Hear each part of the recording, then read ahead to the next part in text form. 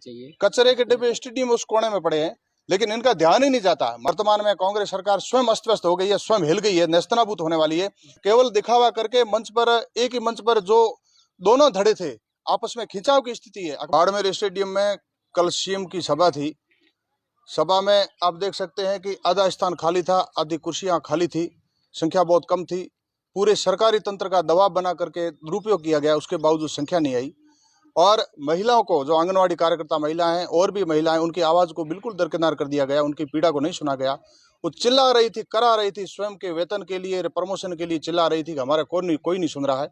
केवल एक जन सुनवाई का एक बहाना, एक छोटा सा दिखावा करके उन्होंने लिपापोती कर दी और न्यूज कवरेज के लिए किया।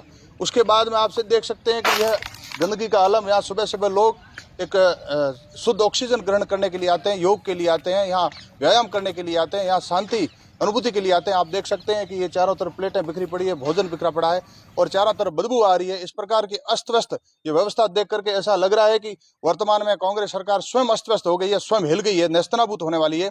और चारों तरफ ये जो आलम है, जनता को सुबह ही लोग इतने दुखी हो गए थे, इतने लोग बिफर गए थे कि ऐसे हालात देख करके सब लोगों को ये लग रहा है कि कांग्रेस वास्तव में गई और स्वयं भी एक धैर्य भी खो चुकी है और स्वयं अपना एक मानवता भी खो चुकी है। इस प्रकार का गंदगी का आलम देख करके सामने इंदिरा रसोई पे आप देख सकते हैं, चारों तरफ ये देख सकते हैं बच्चों के खिलौने के इक्विपमेंट लगे हुए, योग के स्थान इधर है, महिला, छोटे बड़े बूढ़े सब यहाँ आते हैं और चारों तरफ गंदगी का आलम देख करके हम निश्चित रूप से ये कह सकते हैं कि वर्तमान में कांग्रेस की सरकार अपना स्वयं का स्वाभिमान खो चुकी है, धैर्य खो चुकी है और आत्मविश्वास भी खो चुकी है और आपस का केवल दिखावा करके सब नेताओं को मंच पे बिठा करके और एक होने का मात्र दिखावा कर रही है। आपका कहना ये है कि मुख्यमंत्री सिर्फ बाड़मेर को गंदगी देने के लिए आए थे? निश्चित रूप से आपके सामने उदाहरण है, चारों तरफ स्टेडियम में घूम करके आप देख सकते हैं कि यह केवल दिखावा करके मंच पर, एक ही मंच पर जो दोनों धड़े थे, आपस में खिंचाव की स्थिति है। अखबार में भी आप देख सकते हैं, थे तो एक मंच पर लेकिन तो भी दूरियां थी, नजरें उनकी मिल नहीं रही थी।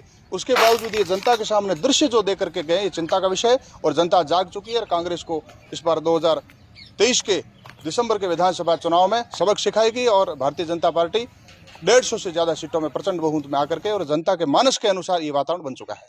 एक तरफ स्वच्छ भारत अभियान चल रहा है, तो इस अभियान के अंतर्गत जैसे सफाई रखनी चाहिए। कचरे के डिब्बे स्टेडियम उस कोने में पड़े हैं, लेकिन इनका ध्यान ही नहीं जाता। माननीय प्रधानमंत्री जी स्वच्छ मिशन भारत का चाहे अभियान हो, जितनी भी जन कल्याणकारी योजना हो, चाहे जल का विषय हो, वो करोड़ों रुपए का बजट देते हैं, लेकिन यह कांग्रेस प्रदेश सरकार, राजस्थान की सरकार है, वो बिल्कुल इंप्लीमेंट करती ही नहीं। उनके मन में इस प्रकार का कोई संकल्प ही नहीं है, कोई दिशा ही नहीं जाती।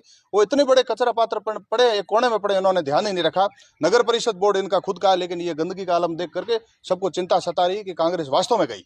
सर, कई लोग तो ये कह रहे हैं कि मुख्यमंत्री बाढ़ आया, कई सौगात देके जाएंगे, क्या आपको क्या लगता है? सब झूठी घोषणा है। इतने जिले बना दिए, प्रत्येक जिले का, एक जिला बनने का हजार करोड़ का रुपया लगता है, पैसे इनके पास है नहीं।